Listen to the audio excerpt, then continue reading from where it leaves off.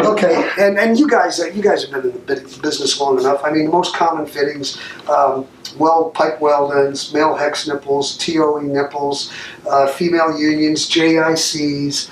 The beauty about metal hose is that if it's a weldable or solderable fitting, we can put it on a hose. Unlike plastic or Teflon hoses where you have to have a special shank and a special crimp tool, if you can weld it, you can put it on a metal hose. So we're not limited to the most basic fittings. We can put almost anything weldable on a metal hose.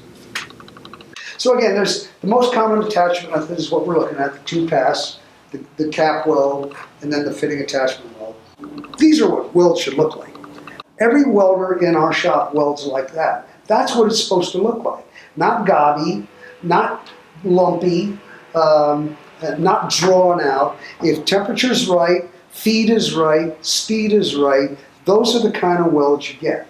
I carry it with me everywhere I go, and when people tell me, oh yeah, we have great welders, we know exactly what we're doing, I said, let me see their welds.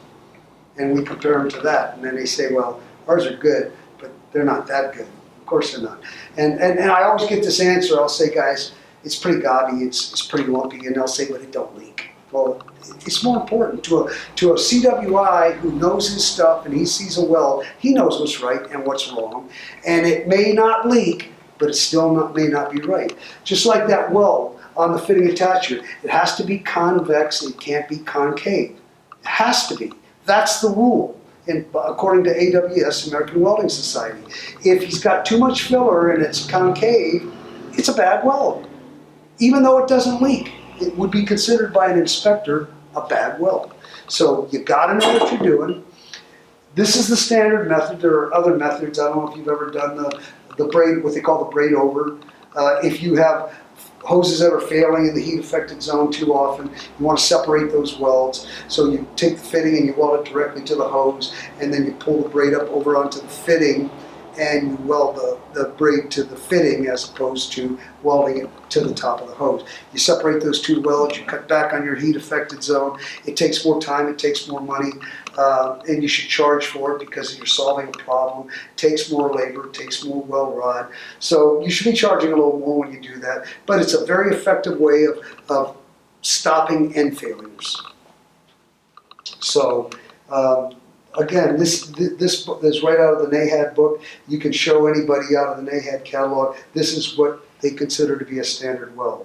Now, the other thing we're starting to get a lot of asks, this is a fillet weld, which means you set the fitting on top of the first weld and you just fill it, right? People are starting to ask for full penetration welds on the fitting attachment, and people will tell you it can't be done. Yes, it can. After you make your cap weld, if you get it nice and flat like that, you put something in there like a piece of sheet metal to make that gap, tack it in place, and then you start making those fillets, that full penetration fillet, just like you would on a piece of pipe. You can do it on a hose. Most people don't know that, but people that are doing it are selling it, and they're getting good reaction to it. So you can make.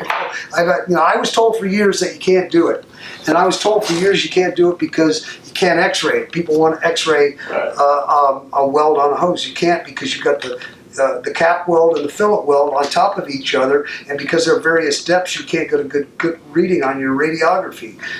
With the full penetration, they can do an X-ray on that weld. So we've changed the game.